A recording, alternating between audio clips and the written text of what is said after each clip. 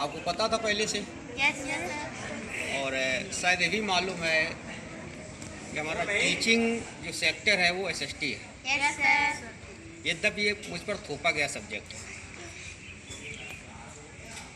आपके मैनेजर किससे क्या काम लेना है बहुत पारंगत है, उन्होंने पीएचडी कर रखी है सब्जेक्ट, यानी काम निकालने में बहुत आगे।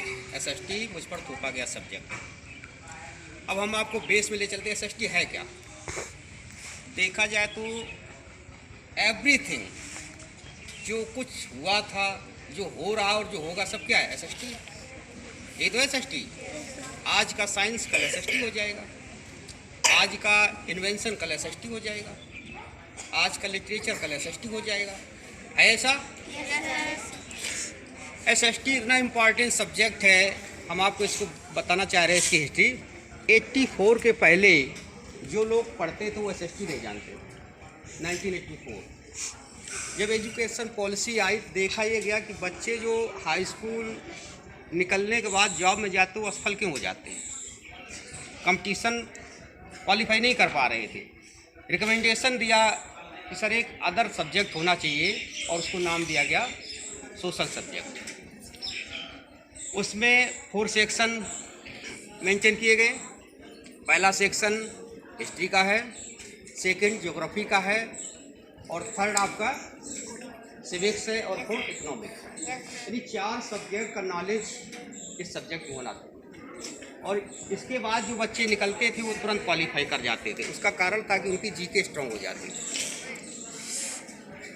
इस समय जो आप पढ़ रहे हैं एसएसटी, उसमें हिस्ट्री में हमारी विरासत क्या थी वो हमें पता होना चाहिए।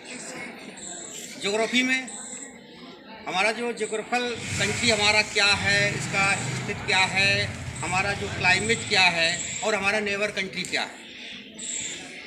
सिविक्स में आप पढ़ते हैं कि हमारा सिस्टम क्या है, हम किस सिस्टम के तहत चल रहे हैं, हमारा स्कूल के सिस्टम में आता है, ये पढ़ते हैं सिविक्स में। और इकोनॉमिक में आता है कि हमारा जो आय व्यय है, सबसे महत्वपूर्ण होता है इकोनॉमिक साइंस।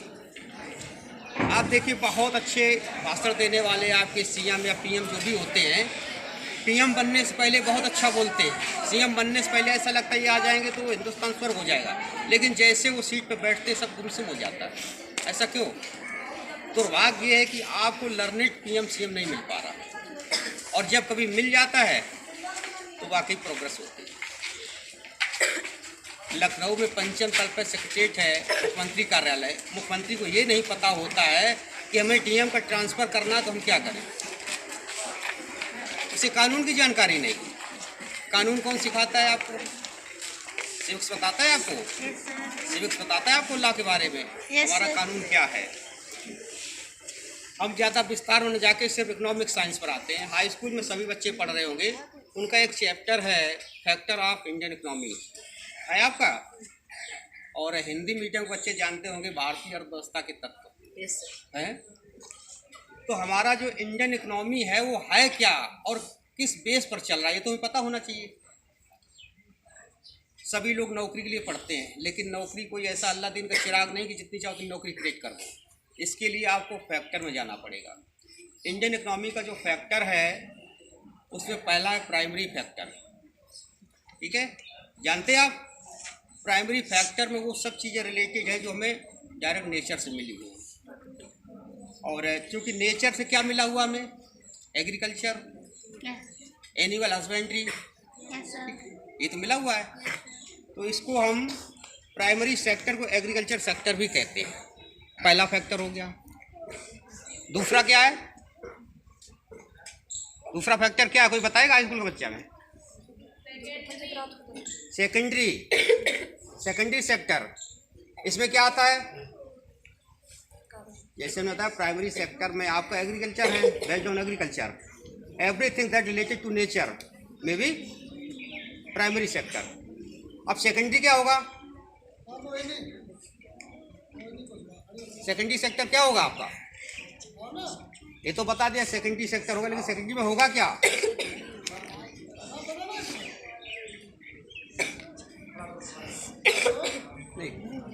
मैन्युफैक्चरिंग, जो भी आप प्रोडक्शन करते हैं वो सब क्या है? सेकेंडरी सेक्टर है, यस सर। और जितना आपका सर्विस सेक्टर है वो क्या है, टर्सरी है। अब एग्जाम्पल में समझिए आप, एग्जाम्पल में जैसे शुगर केन को ले लीजिए आप, ठीक है।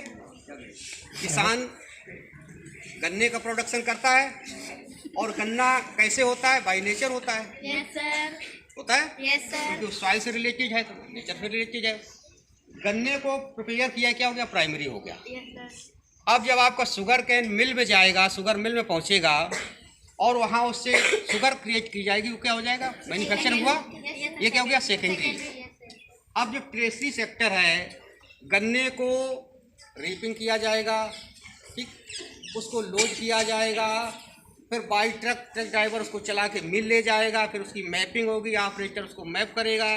इसके बाद उसमें जो ऑपरेटर लगे होंगे, केमिस्ट होगा, वो उसका फार्मूला प्रिपेयर करेंगे, और आपका शुगर बन के तैयार होगा। इसमें जो ह्यूमन इन्वॉल्व हुए, चाहे वो ट्रक ड्राइवर हो, मैपिंग करने वाला जो ऑपरेटर हो, केमिस्ट हो, पेनमैन हो, यानी मिल के जितने कर्मचारी सब क्या हैं, टर्सरी।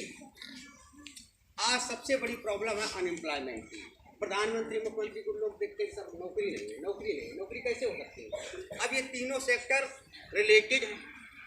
हम प्राइमरी सेक्टर को जीरो कर दें तो टर्सरी बढ़ जाएगा, नौकरी कहाँ से मिलेगी।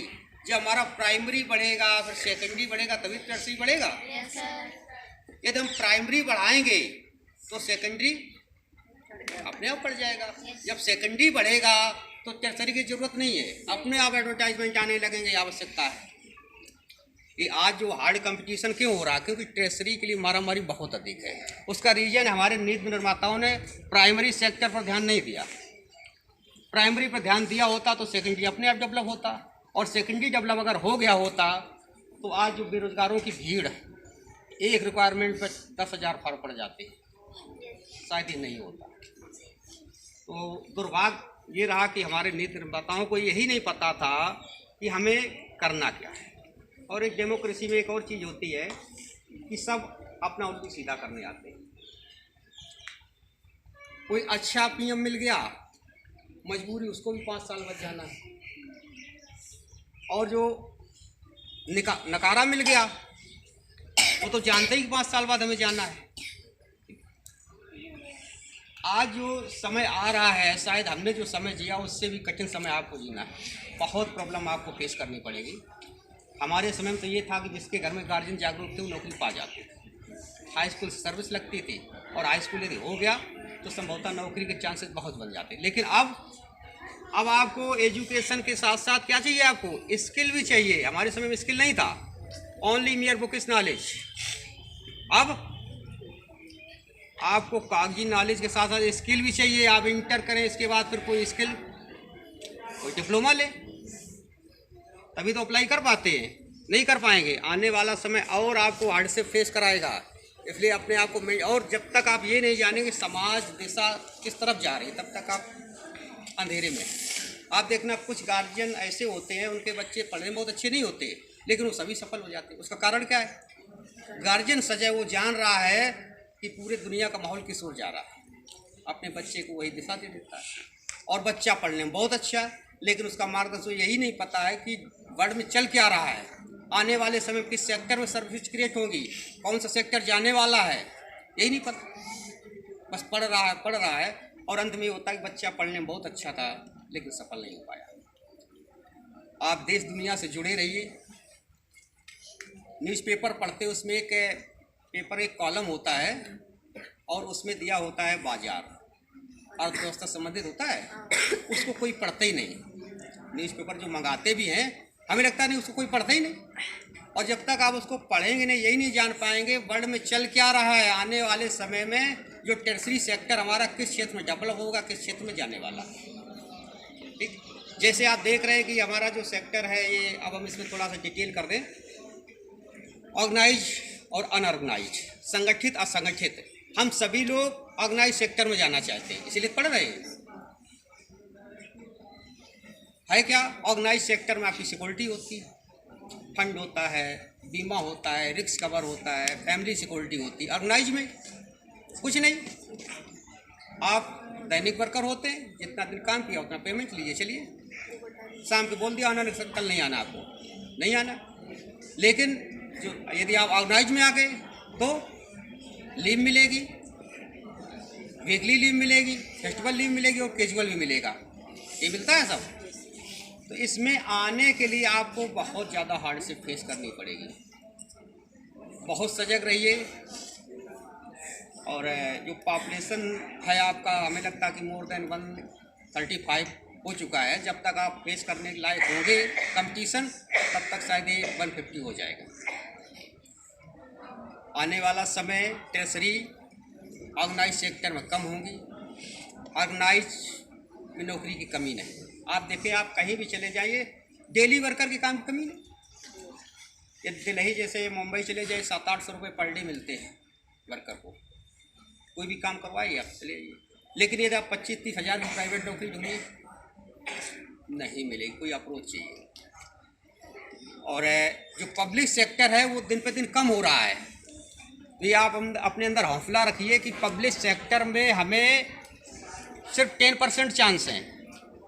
ठीक है, पब्लिक सेक्टर मतलब समझ रहे हैं आप, सरकारी नौकरी के ख्वाब आप सिर्फ 10% रखिए, 90% अपने को प्रिपेयर करिए कि हमें ऑर्गेनाइज में जाना है। लेकिन ऑर्गेनाइज में पब्लिक सेक्टर की तरफ ध्यान आप हटाना शुरू कर दीजिए। आने वाले समय में जो आपका पब्लिक सेक्टर है और कम हो जाएगा। ज़्यादातर आप आज सुनते हैं 51% शेयर ने गवर्नमेंट ने शेयर बेच दिए। जब किसी कंपनी के 51 शेयर प्राइवेट हैंड में चले जाते हैं, वो कंपनी प्राइवेट हो जाती है। उसकी सारी नीतियाँ प्राइवेट लोग बनाते हैं, वो अपने हिसाब से वर्कर रखते हैं। वो फिर गेटमैन को 40,000 नहीं देते, नहीं देंगे, सीसी सर्विलांस करवा देते, एक गेट रखते हैं और वहाँ पर कोई सिक्योरिटी 14-15 हज़ार वाला बैठा देते हैं।